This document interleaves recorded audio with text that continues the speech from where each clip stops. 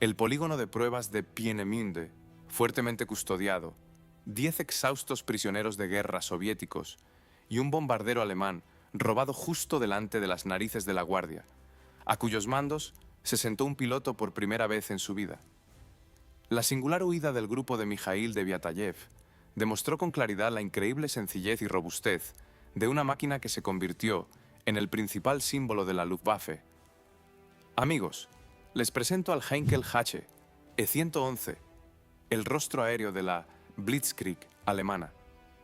¿Cómo lograban los pilotos controlar de forma sincrónica un monstruo acoplado llamado Zwilling desde dos cabinas diferentes? ¿Por qué los diseñadores alemanes privaron al piloto de un suelo bajo sus pies y colocaron las palancas de control del motor justo por encima de su cabeza? ¿Y cómo este avión de pasajeros burló las restricciones de Versalles, transformándose en una formidable arma de destrucción? El E-111 recorrió el camino desde el triunfo sobre Polonia hasta las pérdidas más graves en la Batalla de Inglaterra. Vean este vídeo hasta el final. Conocerán las modificaciones más asombrosas de este avión, incluidos los lanzamientos de misiles de crucero V-1 directamente en el aire, y por qué este Volkswagen volador permaneció en servicio hasta el mismísimo fin de la guerra. Empecemos. En 1934 ocurría algo extraño en Alemania. Según el Tratado Internacional, firmado tras el final del primer conflicto militar global, el país tenía prohibido poseer su propia aviación de combate. Ni bombarderos, ni cazas. Formalmente sobre el papel, simplemente no existían. Pero en la oficina de diseño de la firma Heinkel, en ese mismo momento, se dibujaba un avión que oficialmente se denominaba avión de pasajeros de alta velocidad. Suena inofensivo. Hombres de negocios, correo, asientos cómodos.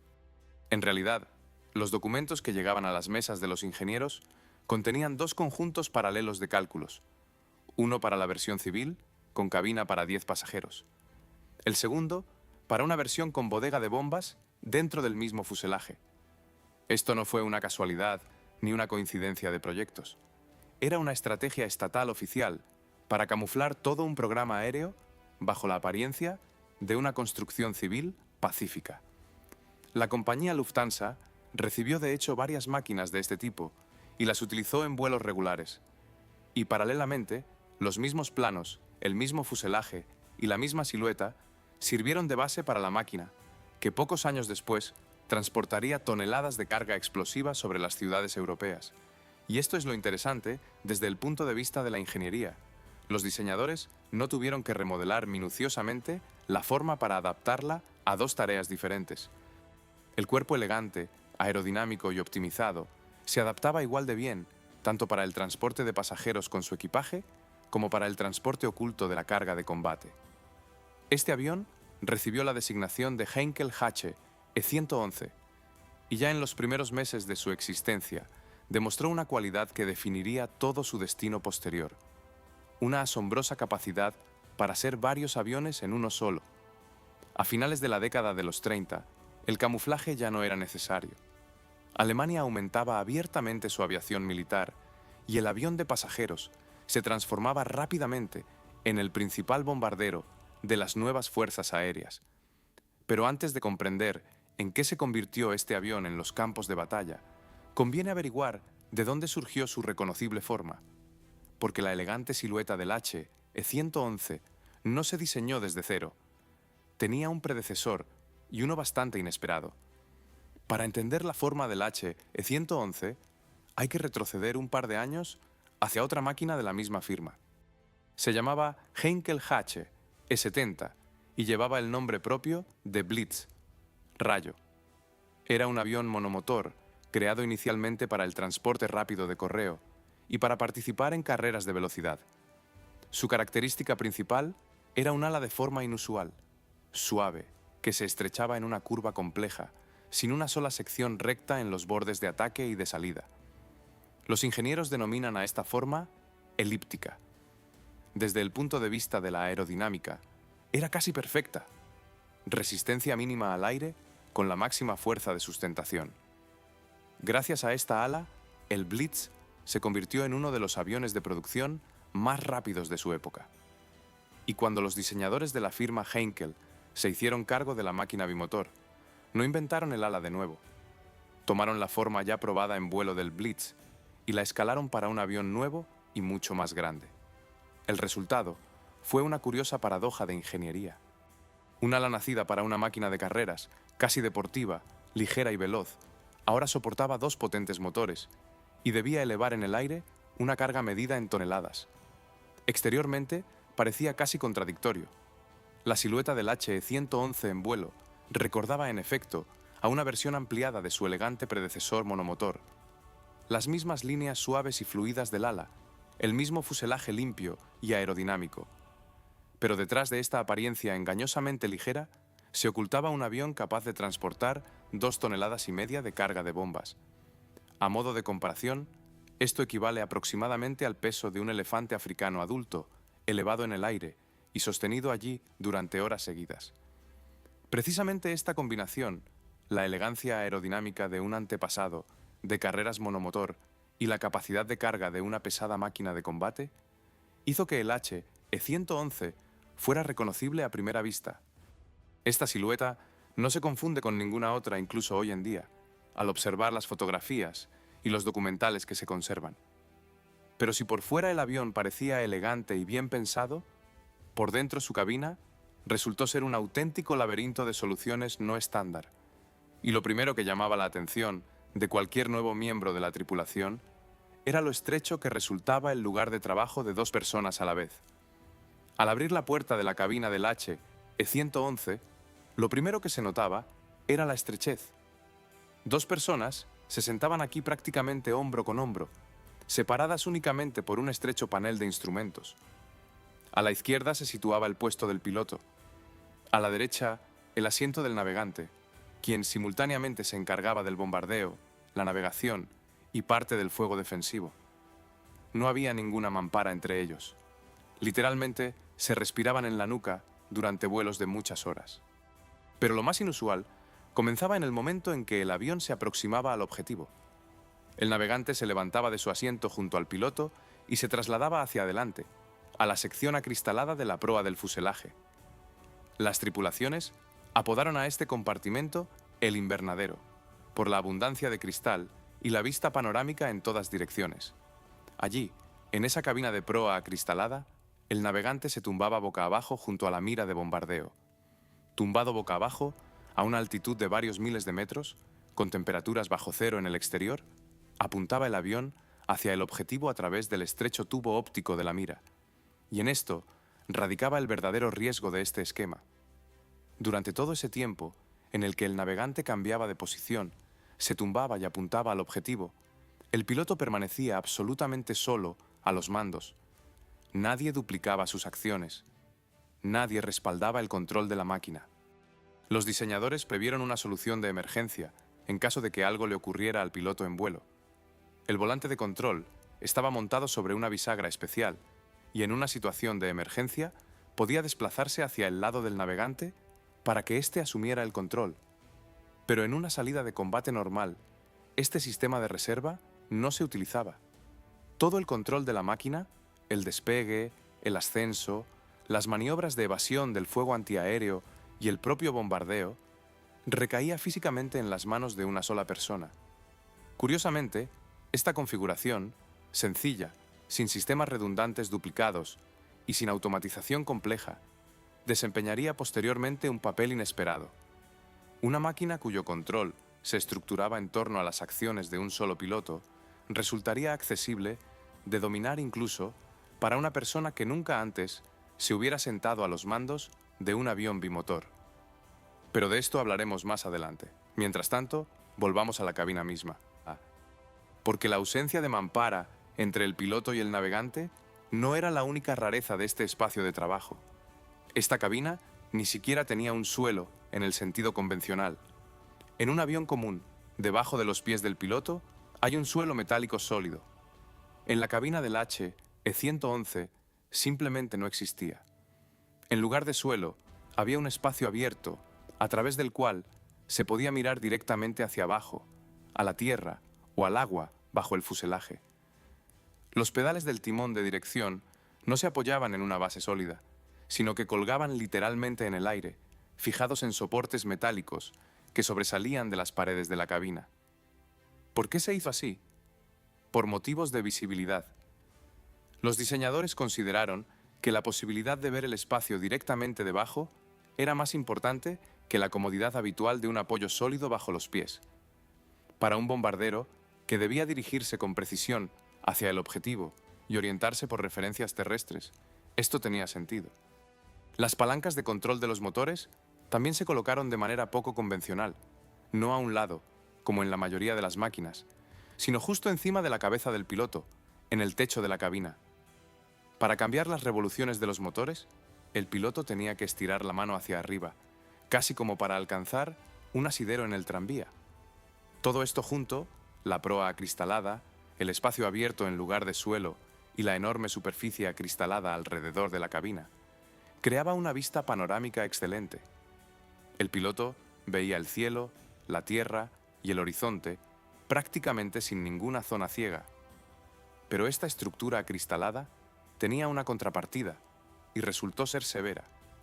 A gran altitud, donde la temperatura exterior descendía muy por debajo de cero, el fino acristalamiento apenas retenía el frío.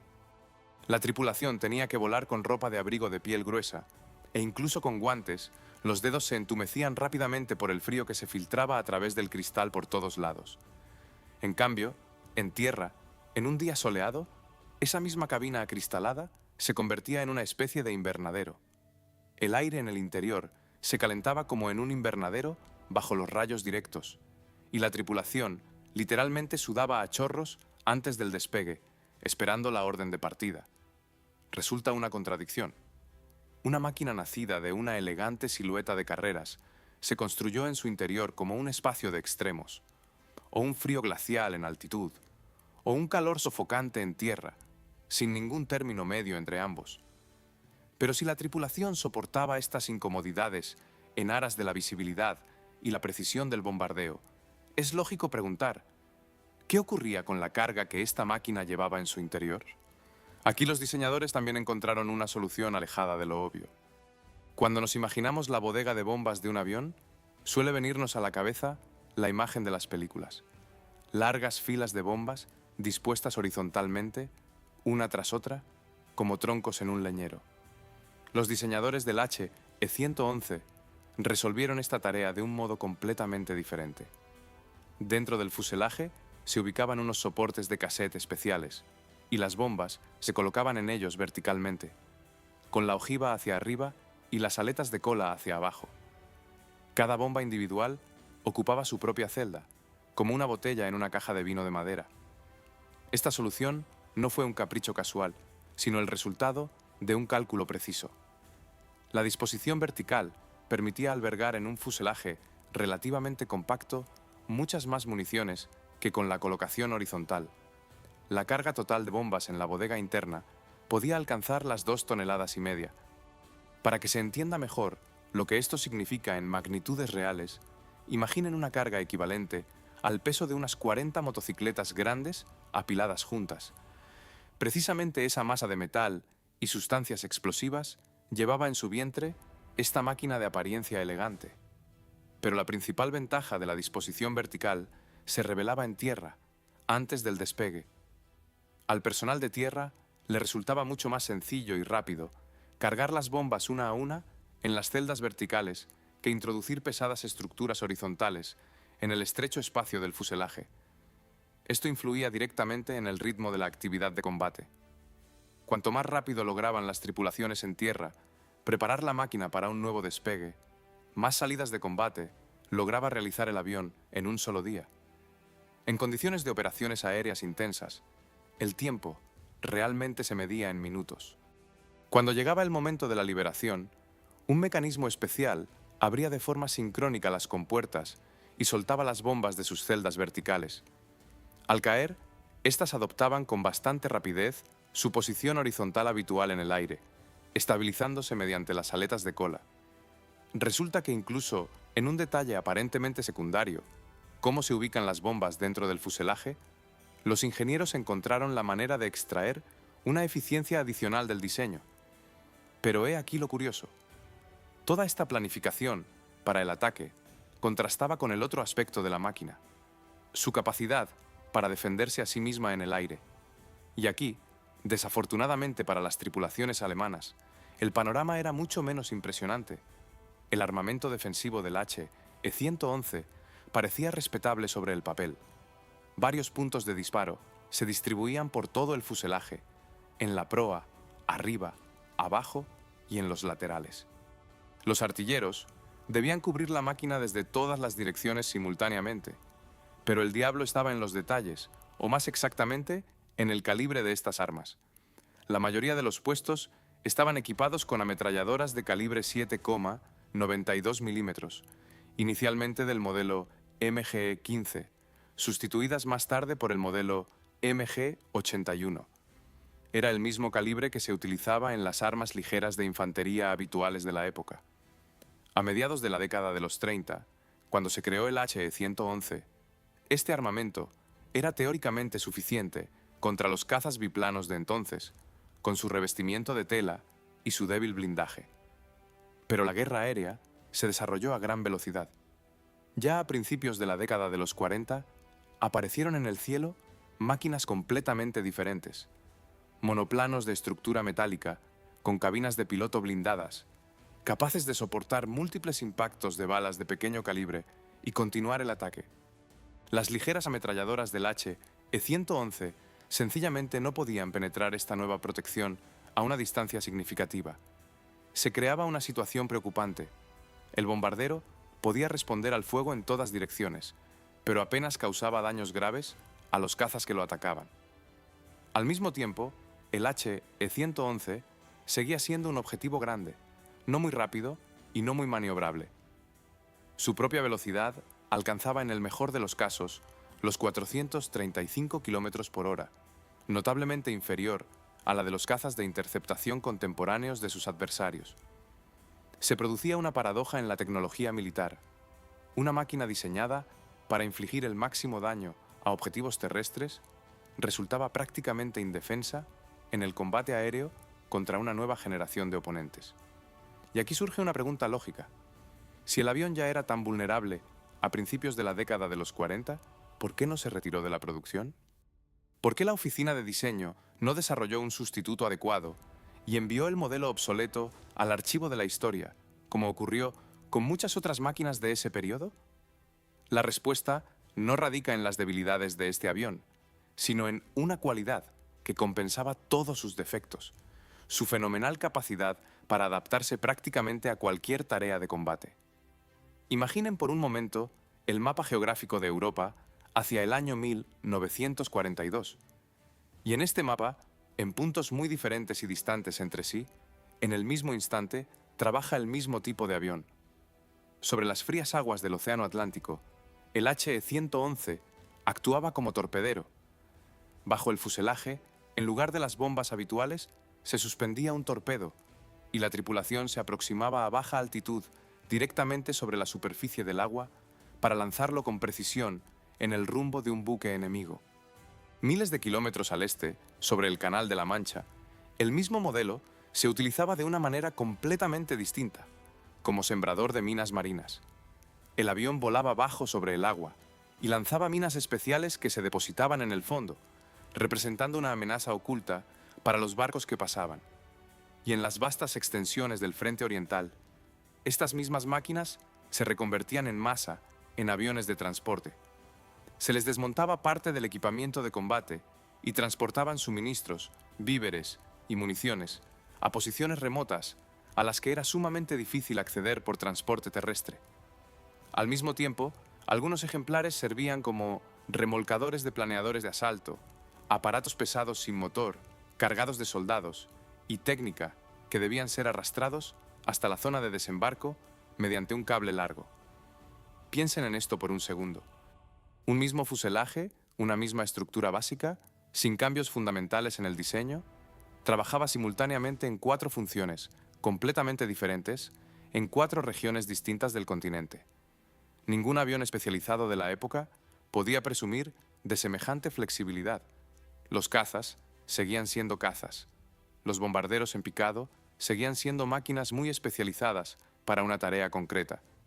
Pero el HE-111 parecía una herramienta polivalente que se adaptaba para cualquier necesidad sobre la marcha, en condiciones de campaña, gracias al trabajo de los equipos técnicos habituales.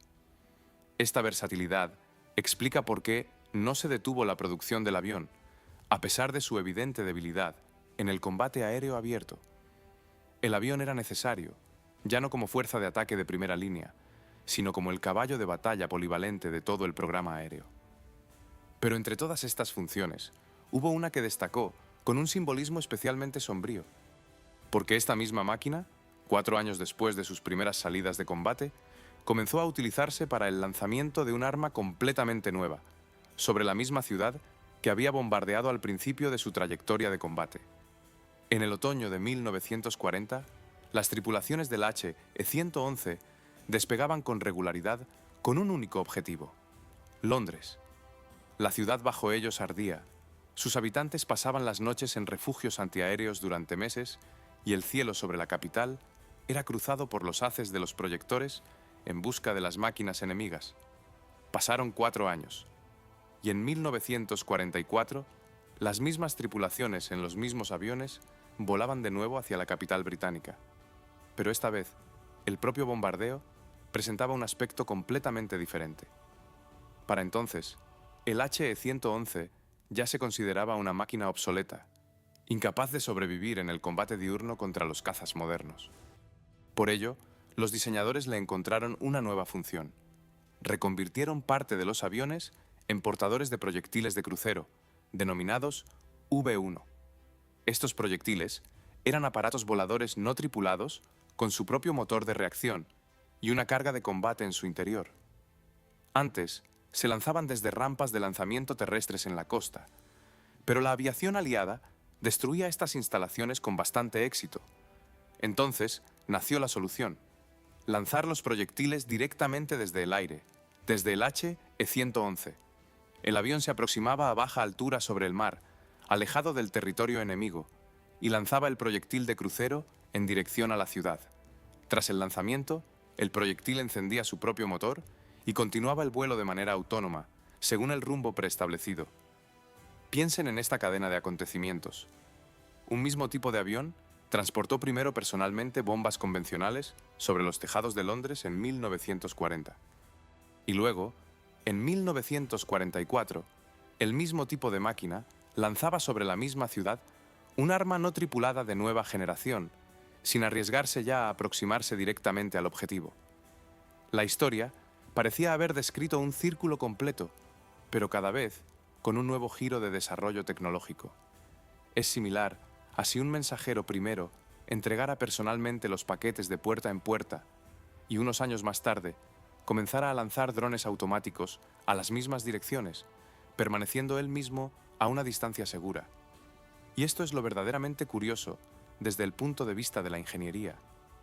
Una máquina cuyo diseño básico no había recibido modificaciones conceptuales graves desde mediados de los años 30, resultó lo suficientemente flexible como para adaptarse a una clase de armamento completamente nueva, surgida ya en el tramo final de la guerra.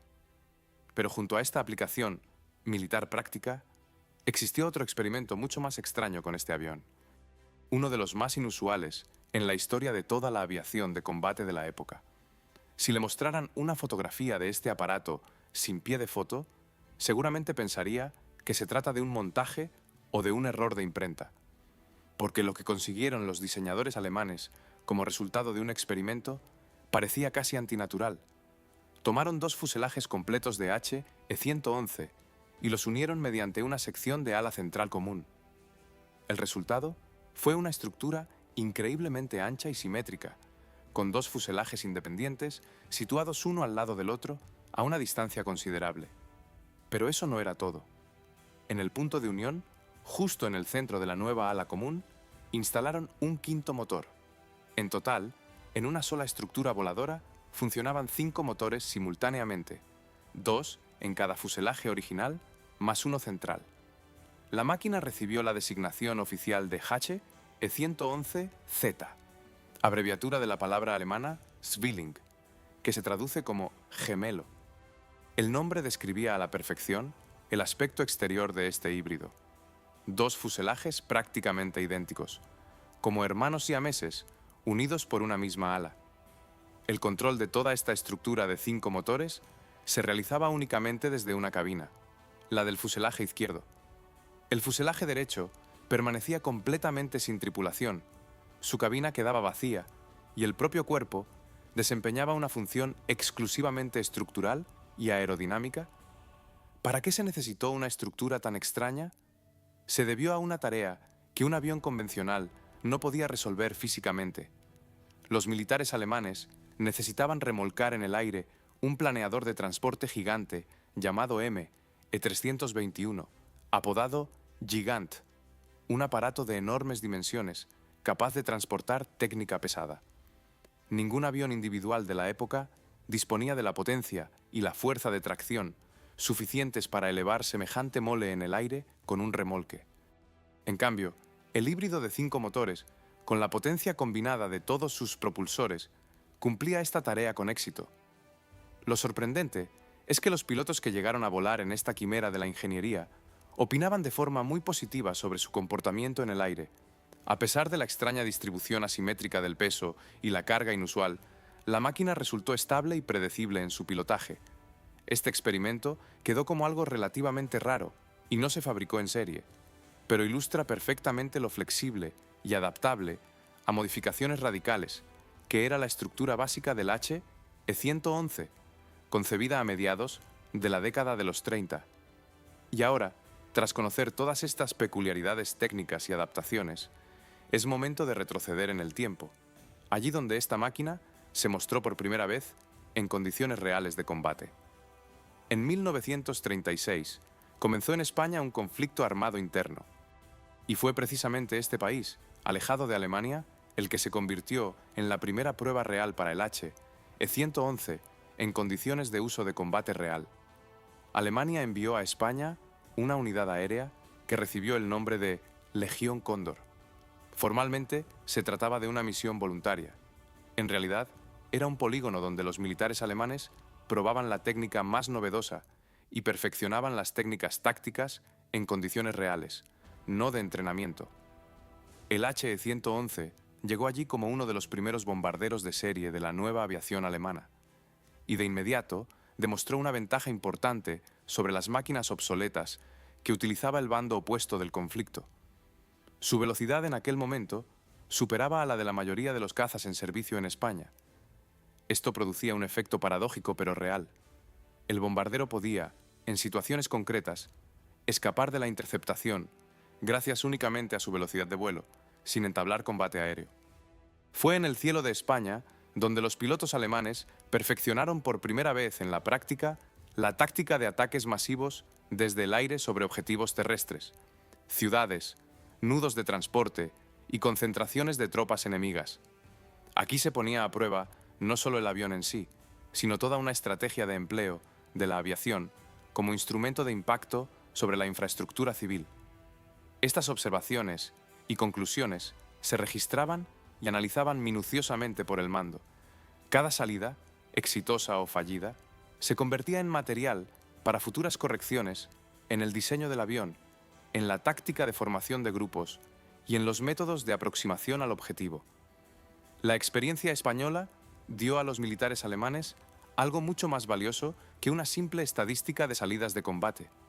Les dio un modelo real y probado sobre el terreno de cómo se debía utilizar la aviación de bombardeo pesado en un futuro conflicto a gran escala. Y aunque en 1936 pocos podían imaginar cuán gigantesco resultaría el empleo de este modelo en un futuro muy cercano, los propios militares alemanes ya trazaban planes.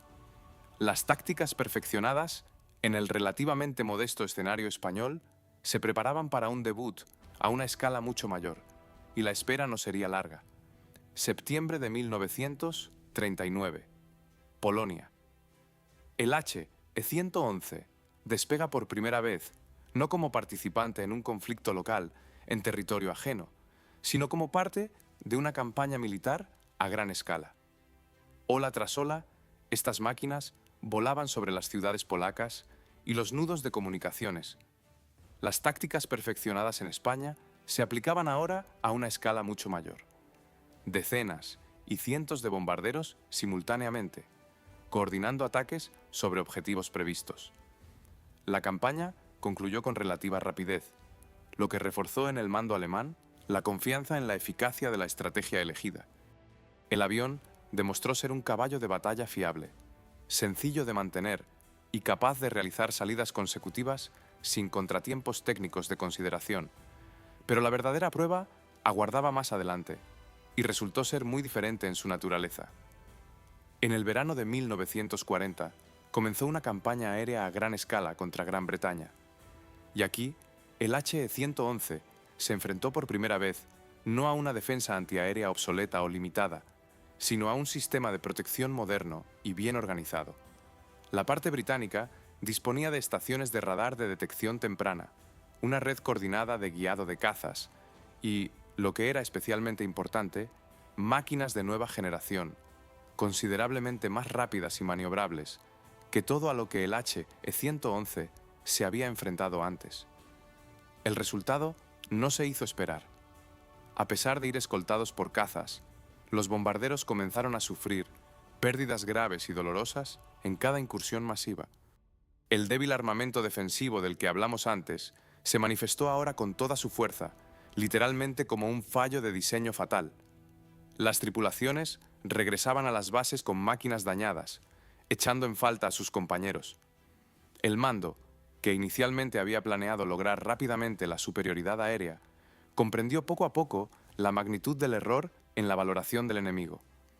Hacia el final de esta campaña, quedó claro que la época en la que el H-111 podía sentirse relativamente seguro en el cielo como fuerza de ataque de primera línea tocaba a su fin.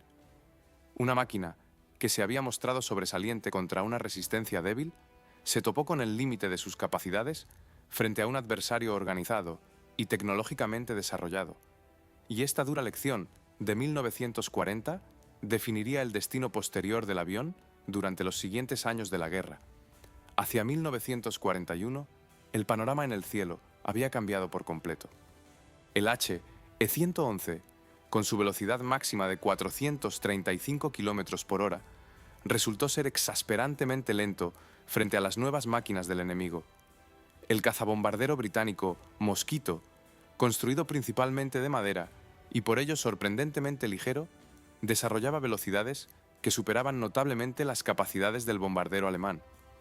Y el caza estadounidense Mustang, que apareció un poco más tarde, se convirtió en una auténtica pesadilla para cualquier tripulación de H-111 que se arriesgara a mostrarse en el cielo diurno. La diferencia de velocidad en un enfrentamiento aéreo lo decide casi todo. Un caza capaz de alcanzar a un bombardero le impone el combate bajo sus propias condiciones, entra desde una dirección ventajosa y sencillamente no le da oportunidad de realizar una maniobra de evasión. Parecería que el paso lógico en esta situación sería retirar la máquina obsoleta de la producción y destinar todos los recursos de la oficina de diseño al desarrollo de un sustituto adecuado. Pero esto no ocurrió. Durante todos los años de fabricación, se construyeron 6.508 ejemplares del H-111. Es una cifra enorme para un solo modelo de avión, sobre todo teniendo en cuenta que una parte significativa de ella corresponde precisamente al periodo en el que la máquina ya se consideraba obsoleta en todos sus parámetros de combate. ¿Por qué continuó la producción? La respuesta no radicaba en la eficacia de combate, sino en la practicidad. La industria ya estaba completamente adaptada para la producción de este modelo concreto. Líneas de montaje, proveedores de componentes y personal formado. Reestructurar todo el ciclo de producción para un avión diferente habría costado tiempo y recursos valiosos. Por ello, el H-111 se desplazó gradualmente de la función de fuerza de ataque de primera línea a la de máquina auxiliar. Se utilizaba cada vez más en las horas de oscuridad, cuando la velocidad y la maniobrabilidad de los cazas enemigos perdían parte de su ventaja debido a la escasa visibilidad. Las misiones nocturnas, las tareas de transporte y la colocación de interferencias para los sistemas de detección enemigos se convirtieron en el trabajo principal de esta máquina antaño, vanguardista. Fue como si se jubilara, pero continuara trabajando allí donde no se requería velocidad, sino sencillamente fiabilidad y capacidad de carga. Y fue precisamente esta fiabilidad, esta sencillez casi obstinada de diseño, desarrollada a mediados de los años 30, la que resultaría ser el factor decisivo en una historia ocurrida al final del conflicto global. Una historia tan dramática que hoy en día sigue pareciendo casi increíble. Febrero de 1945. Las inmediaciones de Peenemünde, el centro de investigación secreto en la costa del mar Báltico, donde se desarrollaban los tipos más modernos de proyectiles guiados. En el aeródromo local se encontraba un grupo de prisioneros, entre los que estaba un piloto de caza llamado Mikhail Deviatayev. Antes de su cautiverio, volaba en un Airacobra monomotor, una máquina de una clase completamente diferente, con otra cabina y otros principios de control. El grupo de 10 personas, bajo su dirección, se decidió a dar un paso desesperado. No disponían de equipamiento complejo, solo de una tira de metal afilada, de forma artesanal, que utilizaban como herramienta improvisada. Su objetivo era un bombardero bimotor HE-111 que se encontraba en el campo de vuelo. Imaginen por un segundo la magnitud de esta tarea. Ninguno de los 10 hombres se había sentado antes en la cabina de un avión bimotor. No conocían la disposición de los instrumentos, no comprendían la secuencia de arranque de los motores, no tenían ninguna pista más allá de la lógica general de la técnica aeronáutica. Deviatayev ocupó el asiento del piloto. Ante él, un panel de instrumentos desconocido, palancas e interruptores, en ninguno de los cuales había indicaciones en su idioma nativo. Comenzó a situar por el método de ensayo y error, apoyándose en su experiencia general de pilotaje y en una comprensión intuitiva del funcionamiento de un motor de aviación. El primer intento de arranque de los motores falló, el segundo también. Los minutos valiosos transcurrían y el grupo se encontraba en un campo de vuelo abierto y visible, en el centro de una instalación vigilada. Al tercer intento, ambos motores finalmente se pusieron en marcha.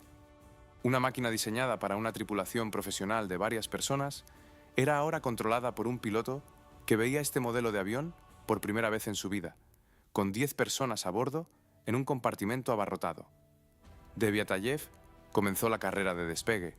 La pista del aeródromo pasaba a toda velocidad bajo las ruedas, y con cada segundo, el riesgo de que la máquina sencillamente no lograra alcanzar la velocidad suficiente para despegar del suelo se hacía más real.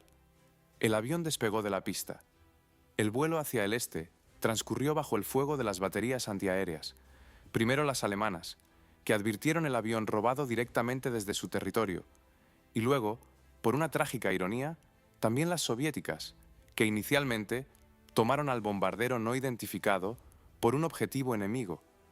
Mikhail Deviatayev, controlando una máquina que iba dominando literalmente sobre la marcha, logró llevar el HE-111 hasta el territorio propio y realizar el aterrizaje. Esta historia parece casi increíble, pero explica a la perfección la cualidad clave del avión que hemos analizado a lo largo de este vídeo. Un diseño sencillo en su base, sin automatización compleja y con una disposición intuitiva de los órganos de control fundamentales, resultó tan robusto y accesible que incluso una persona que nunca antes había visto esta máquina por dentro logró despegar en ella. Este episodio no es solo un hecho histórico dramático, es el retrato final de todo el avión del que hemos estado hablando. Si reunimos todo lo que hemos aprendido sobre esta máquina, se compone un panorama coherente. El HE-111 nunca fue el avión más rápido de su época, nunca fue el más protegido, nunca contó con el armamento defensivo más potente. Pero era otra cosa, y esa otra cualidad resultó ser igual de importante para la historia de todo un programa aéreo. Esta máquina comenzó su andadura bajo la apariencia de un avión de pasajeros pacífico, ocultando su destino militar tras una silueta elegante heredada de un predecesor de carreras.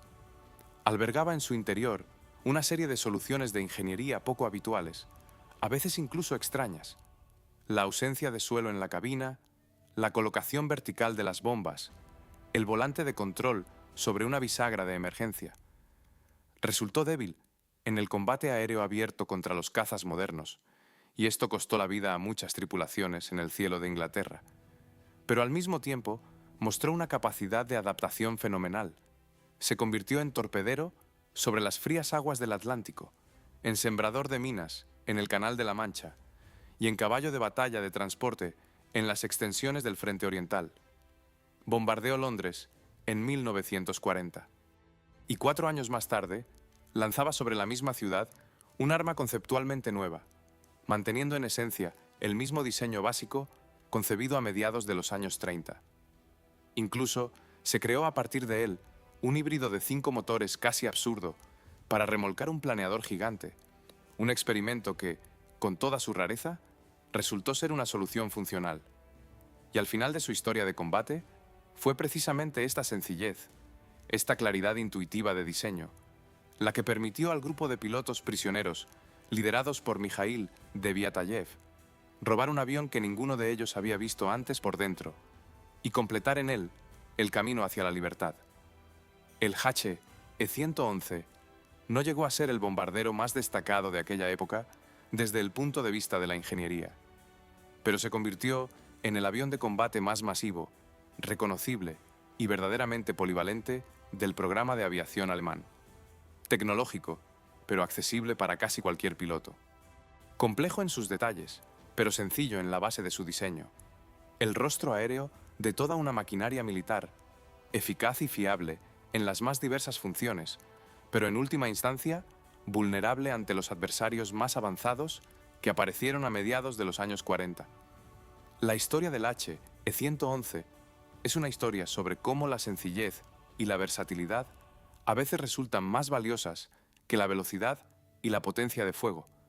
Y es por ello que, 8 décadas después, este avión sigue siendo una de las siluetas más reconocibles de la historia de la aviación mundial. Les agradezco su atención y hasta pronto.